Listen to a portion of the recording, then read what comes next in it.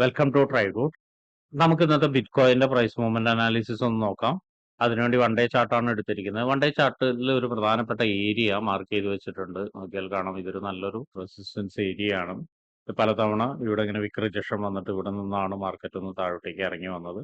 ആ ഒരു ഏരിയയിലേക്ക് ഇന്നലെ മാർക്കറ്റ് വന്നതിന് ശേഷം ഒരു റിയാക്ഷൻ കിട്ടിയിട്ടുണ്ട്. ഇന്നും മാർക്കറ്റ് എന്ത് ചെയ്യുന്നുണ്ട്, അതിന്റെ കണ്ടിന്യൂഷൻ എന്ന രീതിയിലേക്ക് താഴോട്ടേക്ക് വരുന്നുണ്ട്. കണ്ടിന്യൂഷൻ എന്ന രീതിയിലേക്ക് താഴോട്ടേക്ക് വരുന്നത് എവിടം വരെ എന്നുള്ളത് നമുക്ക് പറയാൻ കഴിയില്ല. എന്നിരുന്നാലും പ്രധാനപ്പെട്ട ഒന്ന് രണ്ട് ഏരിയാസ് മാർക്ക് ചെയ്തിടുന്നുണ്ട്. ആദ്യമായിട്ട് മാർക്ക് ചെയ്യുന്നത് ഈ ലെവലാണ്, രണ്ടാമത് മാർക്ക് ചെയ്യുന്നത് ഈ ഒരു ലെവലാണ്. ഇതിങ്ങനെ മാർക്ക് ചെയ്തിടാനുള്ള ഒരു കാരണം എന്ന് വെച്ചിട്ടുണ്ടെങ്കിൽ അവിടെ ഒരു സപ്പോർട്ട് ഏരിയാസ് കാണുന്നത് കൊണ്ടാണ്. പക്ഷെ ചെറിയ ടൈം ഫ്രെയിമിലേക്ക് പോകുമ്പോൾ അവിടെ നിന്നൊരു വലിയൊരു വ്യത്യാസം വരാം. എന്തായാലും നമുക്കിനി 1 അവറിൽ പോയിട്ട് കൂടുതൽ കീ ഏരിയാസ് ഒന്ന് നോക്കാം. 1 അവറിലേക്ക് വരുന്ന സമയത്ത് ഇപ്പൊ നേരത്തെ മാർക്ക് ചെയ്ത ഒരു ഏരിയ എന്ന് പറയുന്ന കീ ഏരിയ ഈ ലെവലാണ്. ഈ ലെവല് ഒന്ന് മാർക്ക് ചെയ്തിടുന്നുണ്ട്. നോക്കിയാൽ കാണാം, ഇവിടെ മൾട്ടിപ്പിൾ ടച്ച് വന്നിട്ടുണ്ട്. പിന്നെ അത് മാത്രമല്ല, ഇവിടെ നിന്ന് അത്യാവശ്യം മോശമില്ലാതെ ഒരു സപ്ലൈ സ്റ്റാർട്ട് ചെയ്തിട്ടുണ്ട്. അപ്പോൾ അതുകൊണ്ട് ആ ഒരു ലെവലിനെ മാർക്ക് ചെയ്തിടുന്നുണ്ട്. അവിടെയാണ് ഇപ്പോൾ മാർക്കറ്റ് നിൽക്കുന്നതെന്ന് തോന്നുന്നുണ്ട്.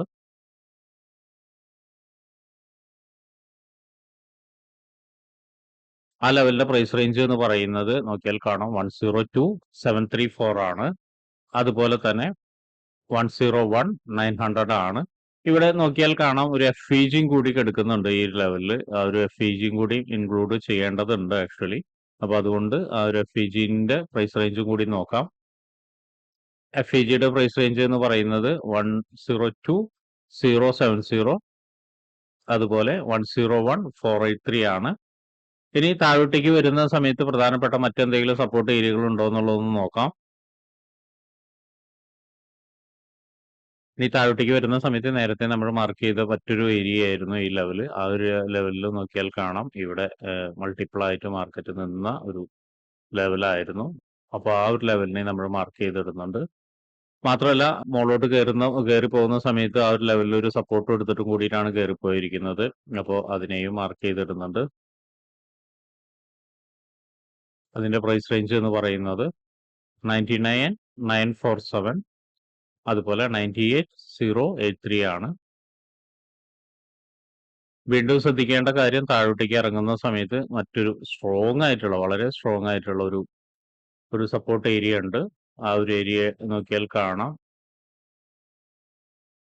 ഇവിടെ നിന്ന് ഒരു ഡിമാൻഡ് ക്രിയേറ്റ് ചെയ്ത് പോയതാണ്. പോകുന്ന സമയത്ത് വലിയൊരു രീതിയിലുള്ള ഒരു ഇമ്പൾസ് മൂവ്മെന്റും കൂടി തന്നിട്ടാണ് പോയിരിക്കുന്നത്. അപ്പൊ അതിന്റെയും പ്രൈസ് റേഞ്ച് ഒന്ന് നോട്ട് ചെയ്ത് വെക്കുന്നുണ്ട്. 95,730, 94,519 ആണ്. അപ്പൊ ഇത്രയാണ് പ്രധാനപ്പെട്ട ഏരിയാസ്. ഇനി മുകളിലോട്ട് പോകുന്ന സമയത്ത് നോക്കിയാൽ കാണാം, ഇവിടെ ഒരു നല്ല സ്ട്രോങ് ആയിട്ടുള്ള ഒരു ഏരിയ ക്രിയേറ്റ് ചെയ്തിട്ടുണ്ട് മാർക്കറ്റ്. ആ ഒരു ഏരിയയിൽ നിന്നാണ് ഇറങ്ങി വന്നിരിക്കുന്നത്. എന്നിരുന്നാലും ഒരു സ്ട്രോങ് ഏരിയ ഉണ്ട്, അതിനെ ഒന്നും കൂടി മാർക്ക് ഇടുന്നുണ്ട്. മാർക്ക് ചെയ്യുക മാത്രമല്ല, അത് റെസിസ്റ്റൻസ് ഏരിയ ആയിട്ട് നമുക്ക് അടയാളപ്പെടുത്തുകയും വേണം. അപ്പൊ അതിന്റെയും പ്രൈസ് റേഞ്ച് ഒന്ന് നോക്കാം. 107,268, അതുപോലെ 105,360. ഇതാണ് ആ ഒരു ഏരിയയുടെ പ്രൈസ് റേഞ്ച്. അപ്പൊ ഇത്രയാണ് പ്രധാനപ്പെട്ട ഏരിയാസ് ഇന്നത്തെ പ്രൈസ് മൂവ്മെന്റ് അനാലിസിസിന് 1 അവറിൽ സെലക്ട് ചെയ്യുന്നത്. ഇനി നമുക്ക് 50 മിനിറ്റ്സിലോട്ട് പോയതിനു ശേഷം എൻട്രി സാധ്യതകൾ എന്തെങ്കിലും ഉണ്ടോ എന്നുള്ളത് നോക്കാം. 50 മിനിറ്റ്സിലോട്ട് വരുന്ന സമയത്ത് നോക്കിയാൽ കാണാം, ഈ ഒരു ലെവലിനെ, അതായത് വളരെ ഇമ്പോർട്ടന്റ് ആയി നമ്മൾ മാർക്ക് ചെയ്ത ലെവലിനെ പോയി ഹിറ്റ് ചെയ്യുകയും അവിടെ സസ്റ്റെയിൻ ചെയ്യാതെ താഴോട്ടേക്ക് വരികയാണ് ചെയ്തിരിക്കുന്നത്. അപ്പോൾ മുകളിലോട്ടൊരു കൺഫർമേഷൻ കിട്ടണമെങ്കിൽ, അല്ലെങ്കിൽ മുകളിലോട്ടൊരു എൻട്രി കിട്ടണമെങ്കിൽ നല്ലൊരു കൺഫർമേഷൻ വേണം. അതായത് ഈ ഒരു ലെവലിലോ അല്ലെങ്കിൽ FEGയിലോ നിന്നോ ഒരു കൺഫർമേഷൻ വേണം. ആ ഒരു കൺഫർമേഷൻ എന്ന് പറയുന്നത് മിക്കവാറും നല്ലൊരു ബുള്ളിഷ് മൂവ്മെന്റ് ആയിരിക്കും തരുന്നുണ്ടാവുക. വിത്ത് ഒരു ഇമ്പൾസീവ് ക്യാൻഡിലോട് കൂടിയ FEGയോട് കൂടിയായിരിക്കും വരുന്നുണ്ടാവുക. അങ്ങനെ വരുന്നുണ്ടെങ്കിൽ അതിലേക്ക് വരുന്ന റീടെസ്റ്റിനെ ബേസ് ചെയ്തിട്ട് നമുക്കൊരു എൻട്രി എടുക്കാം. അത് ഏത് ഏരിയയിൽ നിന്നാന്നുള്ളത് കൃത്യമായിട്ട് പറയാൻ കഴിയില്ല. ചിലപ്പോൾ ഇവിടെ നിന്നായിരിക്കാം, അല്ലെങ്കിൽ FEGയിൽ നിന്നായിരിക്കാം, അല്ലെങ്കിൽ വീണ്ടും താഴോട്ടേക്ക് ഇറങ്ങിയിട്ട് ഈ ലെവലിലായിരിക്കാം. എനിവേ, നമ്മളിപ്പോൾ ബൈ എൻട്രിയുടെ കാര്യമാണ് നോക്കുന്നത്. അപ്പൊ ഈ രണ്ട് ഏരിയയിൽ നിന്നായിരിക്കും എന്ന ഒരു പ്രതീക്ഷയിൽ നിന്നാണ് പറയുന്നത്. അങ്ങനെ ഒരു കൺഫർമേഷൻ കിട്ടുകയാണെങ്കിൽ ഫസ്റ്റ് ടാർഗറ്റ് ഇവിടെയും, സെക്കൻഡ് ടാർഗറ്റ് ഈ ലെവൽ വരെയൊക്കെ വെക്കാവുന്നതാണ്. തേർഡ് ടാർഗറ്റ് ഇതിന്റെ ബൗണ്ടറി ഇവിടം വരെയൊക്കെ വെക്കാം. ഇതും ബ്രേക്ക് ചെയ്ത് കഴിഞ്ഞു കഴിഞ്ഞാൽ ഓൾ ടൈം ഹൈയിലായിരിക്കും അടുത്തൊരു ടാർഗറ്റ് എന്നുള്ളത്. അവിടെ സൂക്ഷിക്കേണ്ട കാര്യം, വളരെ സ്ട്രോങ് ആയിട്ടുള്ള സെല്ലേഴ്സ് ഉണ്ടാവും. അതൊന്ന് നോക്കി വെക്കുക. ഈ ഒരു ലെവലുകൾക്കുള്ളിലൊക്കെ, അതായത് നമ്മളിപ്പോ നേരത്തെ പറഞ്ഞ ഈ ലെവലിന്റെ ഉള്ളിലൊക്കെ ചെറിയ സെല്ലിംഗ് സാധ്യതകൾ നിങ്ങൾക്ക് കിട്ടും. അത് പക്ഷെ 1 മിനിറ്റിലോ അല്ലെങ്കിൽ 5 മിനിറ്റ്സിലോ പോയിട്ട് കൺഫർമേഷൻ എടുത്തതിന് ശേഷം ചെറിയ സെല്ലിംഗ് നടത്തിയിട്ട് തിരിച്ചു വരിക.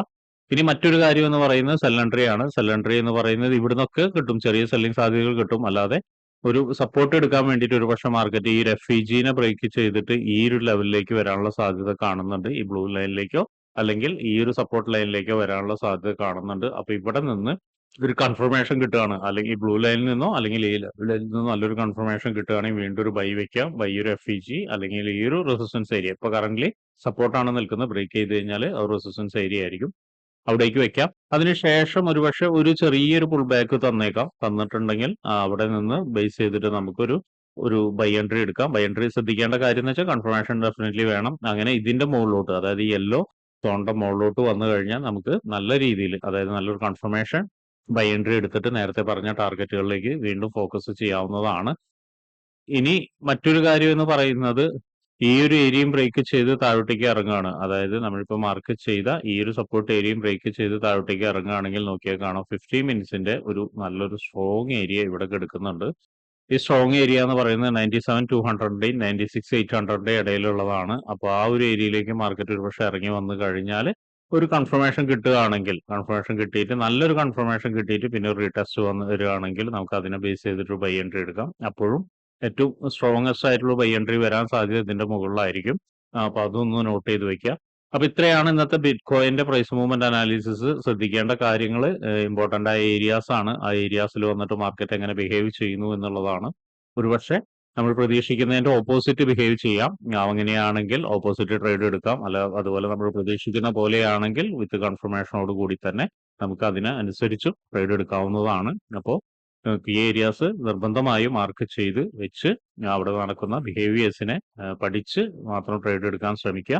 അപ്പൊ ഇങ്ങനെയുള്ള കാര്യങ്ങളൊക്കെ നിങ്ങൾക്ക് പഠിക്കാൻ താല്പര്യമുണ്ടെങ്കിൽ ട്രേഡ് റൂട്ടുമായിട്ട് ബന്ധപ്പെടാം. അത് ഫ്രീ ആയിട്ട് ട്രേഡിങ്ങിന്റെ കാര്യങ്ങളൊക്കെ നിങ്ങൾക്ക് പഠിക്കാവുന്നതാണ്. അതിനു വേണ്ടിയിട്ട് ഈ വീഡിയോയുടെ ഡിസ്ക്രിപ്ഷനിൽ ഒരു ഗൂഗിൾ ഫോം കൊടുത്തിട്ടുണ്ട്. ആ ഗൂഗിൾ ഫോം കൃത്യമായി വായിച്ച് അതിലുള്ള കണ്ടീഷൻസ് ഒക്കെ ഓക്കെ ആണെങ്കിൽ മാത്രം ഫിൽ ചെയ്യുക. അതോടൊപ്പം തന്നെ ഡിസ്ക്രിപ്ഷനിലുള്ള വാട്സപ്പ് ചാനലിൽ നിങ്ങൾക്ക് ജോയിൻ ചെയ്യാവുന്നതാണ്. അവിടെ ട്രേഡ് റൂട്ടിന്റെ അപ്ഡേറ്റ്സ് ലഭിക്കുന്നതാണ്. അപ്പൊ എല്ലാവർക്കും ഇന്നൊരു പ്രോഫിറ്റബിൾ ഡേ ആവട്ടെ എന്ന് ആശംസിക്കുന്നു.